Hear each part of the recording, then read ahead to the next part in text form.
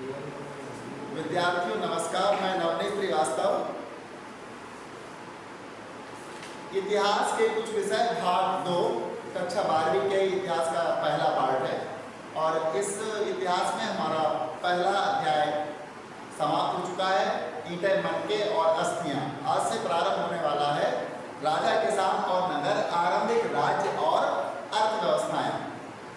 इसका अगर काल देखा जाए तो 600 ईसा पूर्व से लेकर के 600 ईस्वी तक का काल माना गया है। हड़प्पा सभ्यता के 1500 वर्षों के लंबे अंतराल में, हड़प्पा सभ्यता जब समाप्त पूरी तरह से नष्ट हो गई, इसका अंत हो गया और इसके 1500 वर्षों के अंतराल में उपमहाद्वीप के विभिन्न भागों में, यानी भारतीय उपमहाद्वीप, इसके विभिन्न भागों में कई प्रकार के विकास हुए।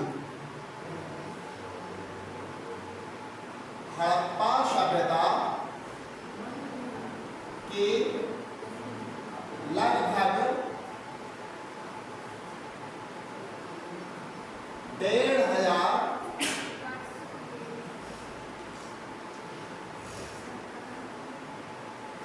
वर्ष के एक लंबे अंतराल के बाद, एक लंबे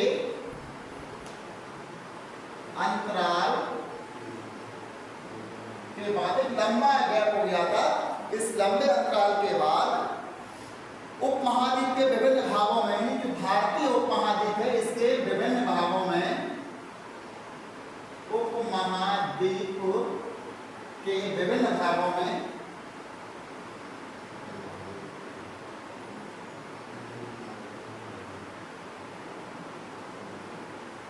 भारतीय उपमहाद्वीप के विभिन्न भागों में कई प्रकार के विकास हुए। वही यह काल था जब सिंधु नदी, यानी ये वो काल था 1500 वर्ष पूर्व, 1500 वर्ष के पश्चात, जब सिंधु नदी और इसकी उपनदियों के किनारे, सिंधु जो नदी थी ये मुख्य नदी थी, जिसके कारण इसी के नाम पर सिंधु घाटी की सभ्यता नाम लिया जाता है। और इसकी उपनदियों के किनारे रहने वाले लोगों द्वारा ऋग्वेद का लेखन कार्य प्रारंभ हुआ। यानी सिंधु नदी और इसकी उपनदियों के किनारे रहने वाले लोगों ने सर्वप्रथम ऋग्वेद की रचना की थी। ऋग्वेद 4 वेदों में सबसे प्राचीन वेद है और इन्हीं नदियों के किनारे, सिंधु नदी और इसकी सहायक नदियों के किनारे ऋग्वेद का लेखन कार्य प्रारंभ किया गया।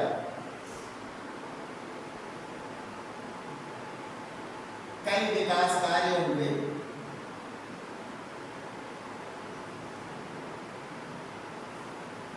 यही वह काल था जब सिंधु नदी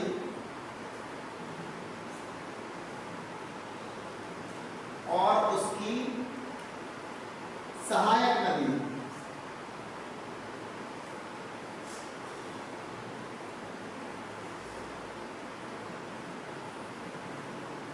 नदियों के किनारे रहने वाले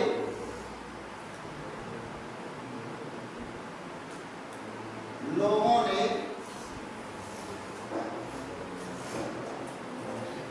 ऋग्वेद की रचना की।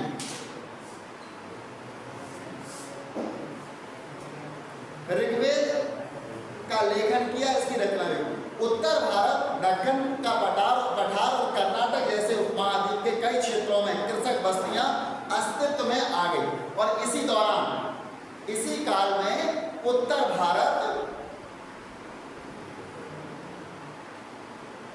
दक्कन का पठार, इसी काल के दौरान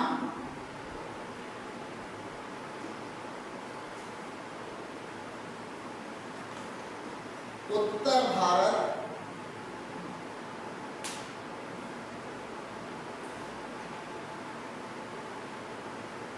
दक्कन का पठार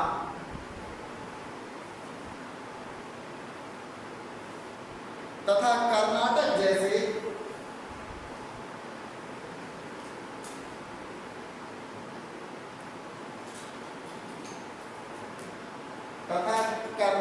जैसे उपमहाद्वीप के कई क्षेत्रों में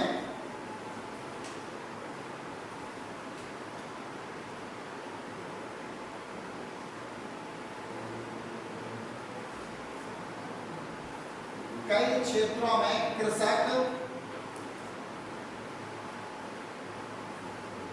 कृषक बस्तियां अस्तित्व में आई।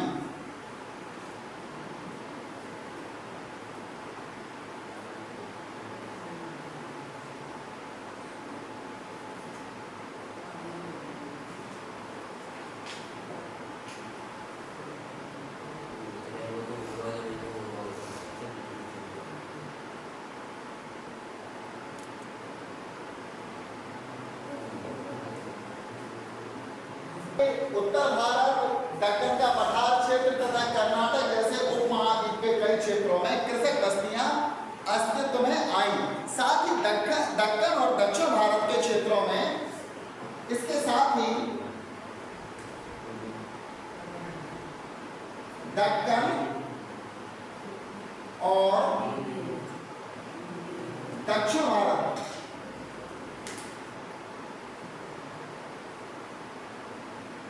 क्षेत्रों में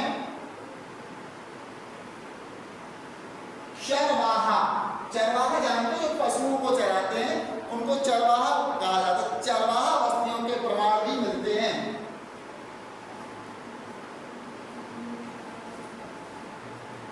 चरवाहा बस्तियों के प्रमाण भी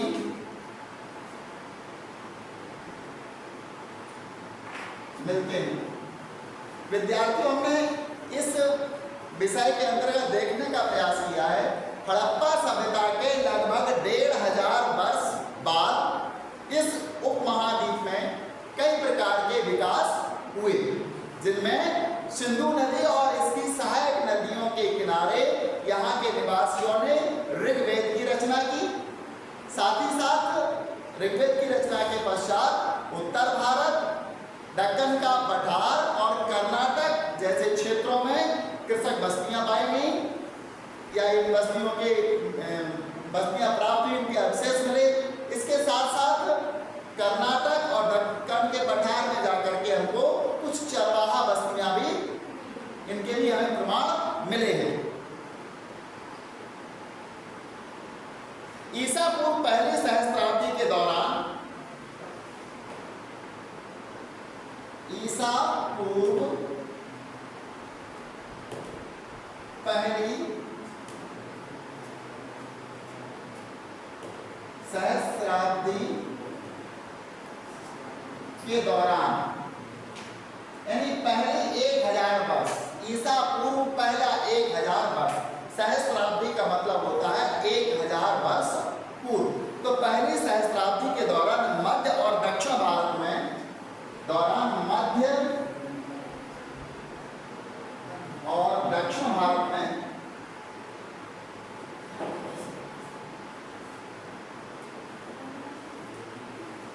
मध्य और दक्षिण भारत में शवों के अंतिम संस्कार के नए तरीके भी सामने आए। जो शव होते थे, इनके अंतिम संस्कार के नए नए तरीके सामने आए।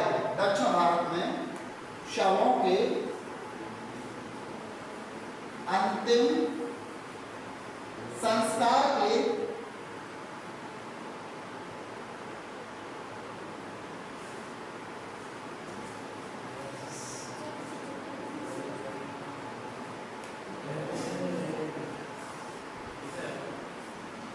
नए नए तरीके सामने आए। यानी शवों का अंतिम संस्कार किस प्रकार से किया जाता था, इसके नए तरीके सामने आए, जिनमें महापाषाण के नाम से ख्यात पत्थरों के बड़े बड़े ढांचे मिले हैं।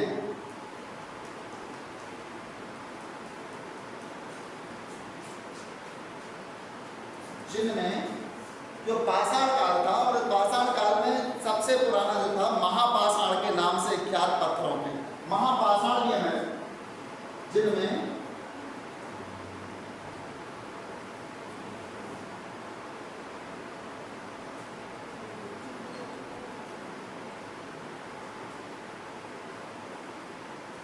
ख्यात पत्थरों के बड़े बड़े ढांचे मिले हैं।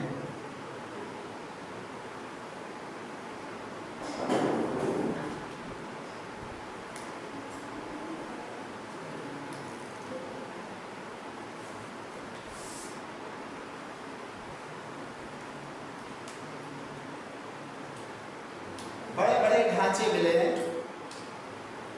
कई स्थानों पर पाया गया कि शवों के साथ विभिन्न प्रकार के लोहे से बने उपकरण और हथियारों को भी दफनाया गया था।